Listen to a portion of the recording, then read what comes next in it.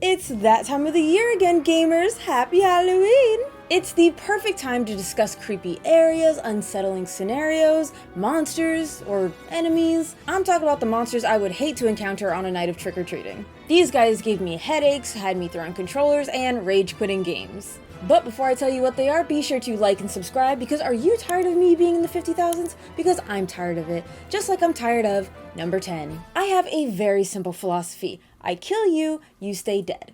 Enemies that don't die. Enemies that have the audacity to revive themselves after their HP falls to 0. Most of these enemies are typically of the undead variety, and it makes sense, hard to kill what's already dead. Sometimes there are exceptions like dry bones. You can really kill it by using a special move, or some become dead with fire or holy magics. Also, there are a few plant enemies that more or less do the same thing. Think the snapping weeds from Eastward, or more commonly the Dekubaba, which makes sense as you're not killing them at their root. It was actually tough to find examples of these enemies, so I wanted to expand into the revival adjacent enemies. Number 9.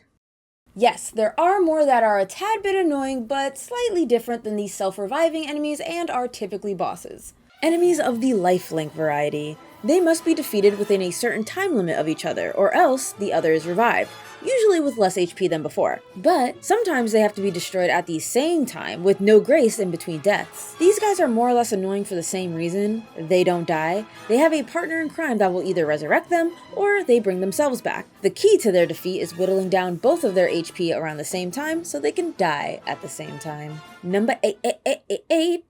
You know, we've been talking about death a lot, and wouldn't you know it, this is a perfect segue into the next most hated enemy. You instant death jerks. Anything that has the death attribution or knows any of them instant death spells. Heck, I'll even throw doom in there too. Anything that makes it so no matter what, my character will die. Of course, there are ways to combat this, like equipping anything that nullifies death. But I'm gonna be honest, I never wear those. I don't want to take a precious slot when I could have greater attack, defense, MP, etc. Plus, I'm kinda like, how often do these enemies really cast death spells and are successful? It's not usually often, but when they do cast and succeed, it's detrimental, and it riles me up every time. Especially if it's a party wipe. After hours of dungeon crawling, forget it. Some of the most aggravating moments in gaming are led by these guys. Hours of grind right down the drain. Number 7. Let's just keep it on the death train, shall we? We've heard of enemies killing the player, but what of enemies that kill themselves in the process of killing the player? The self-destructors, the enemies that always gotta go out with a... Sometimes it's of their own free will, and other times it's a free action for them. If you run an enemy's HP to 0, they'll explode, dishing damage to all in radius. And nothing is worse than actually defeating an enemy but dying because of their final ace in the hole that you're not prepared for, which will count as a loss on your end.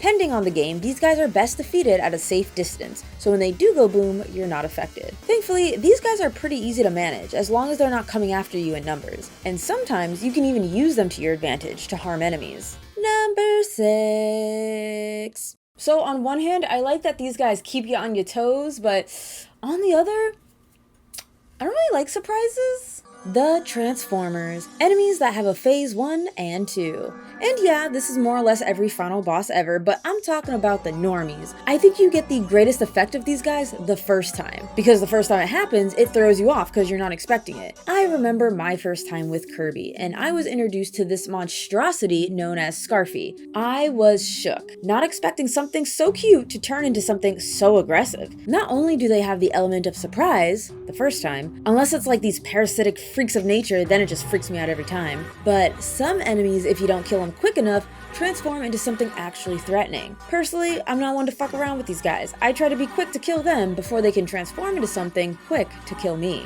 Number 5. This is one of those cases where if I do it, it's cool. If the enemy does it, it's not so cool. Enemies who steal. Enemies who steal items, steal HP, steal MP. There is a special place in hell for these guys. I think the one that gets my goat the most are the item thieves, especially when no item is off limits. They could steal most of your valuable possessions and run off with it if you're not careful. Secondly, we have HP thieves, which is just as it sounds, takes your hit points and adds it to their own, just prolonging the inevitable. And finally, the MP thieves, which I don't know about you guys, but they always target the mages and healers. It's like they know they're loaded with MP. All 3 of these guys are annoying, but some are more manageable than others. The point is, what's mine is mine, and what's yours will also be mine. Number 4. You want to know what's worse than 1 enemy? 2 enemies. You want to know what's worse than 2 enemies? 3 enemies. You want to know what's worse than 3 enemies? 4 enemies. You want to know what's worse than 4 enemies? Final Fantasy XII. Calm down, it was a joke. Partially. But Final Fantasy XII does have dividing enemies, as do many games I'm finding. Although I'm not going to limit it to dividing and cloning, but anything that multiplies, summons, alerts, reproduces, however you want to call it. The point is, it brings more enemies into the fold. And yeah, boss battles usually call in lackeys, but again, I'm trying to keep it to the more average Joe. But it's hard trying to recall all these enemies. The point is, they may not be strong on their own, but when they divide, you'll have a screen full of clones. And the worst part about it is, in most cases, if you defeat enemy clones, you get no experience for it. Otherwise, it would just be a broken way to grind. But I say, why not? I'm going through the motions of fighting the damn thing, so why shouldn't I gain experience from it? Hell, I'm even okay with half experience since clones are typically weaker than the original. Although, I do appreciate when games acknowledge you killing the original, which automatically destroys the clones. I mean, since you weren't going to give me the experience from them anyways. But you know, since I brought up bosses, I think it's one thing for bosses to summon enemies, but when bosses start cloning themselves, and the clones are just as powerful, that's when you really gotta start to worry. Number 3. Behold, the epitome of annoying enemies. Aerial enemies. Typically seen as winged creatures or some random floaty things, I hate them, usually in action games where there's no designated jump button. Characters just automatically do it, sometimes hitting, sometimes not. If you at least have a designated jump button, it's a little better, but I still hate it. Or we have some turn-based games with their aerial enemies that can only be hit with specific characters or spells. Otherwise, there's a high chance a melee fighter will miss. Flying enemies are just never fun, and I always find them obnoxious. Not only are they in the air, but they're usually pretty agile too, making you have to chase them down and even sometimes fighting the camera. I've played many a game, and I just can't think of any flying enemies that I've enjoyed combating. Number 2.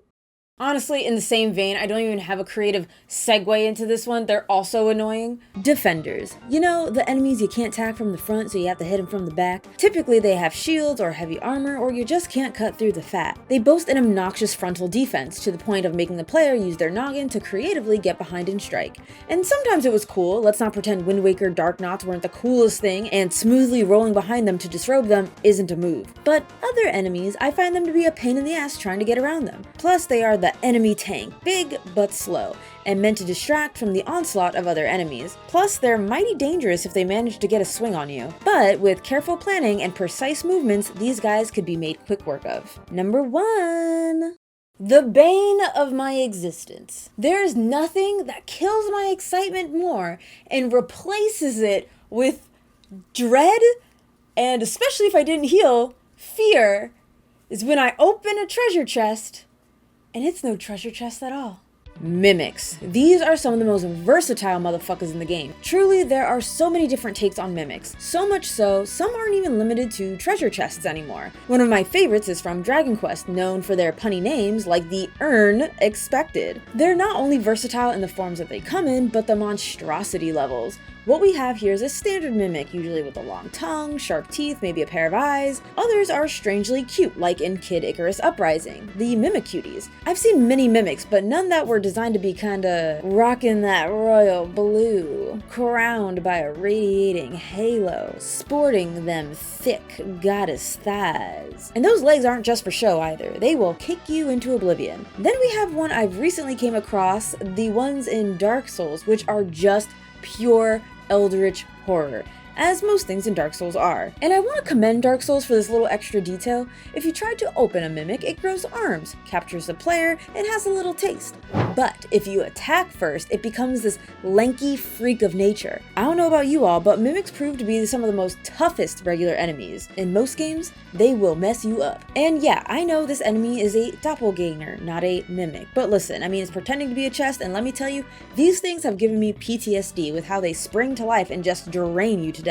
At the very least, mimics typically hold great treasures after defeating them, so it makes laying waste to these bad boxes worth it. These particular ones are from Romancing Saga 2, which I've reviewed on the channel. And if you're looking for more specific baddies, check out my villains list video, where I dive into some of the best JRPG villains. Also, be sure to support me on Patreon, subscribe to the channel, leave a like and comment. And until next time, mwah!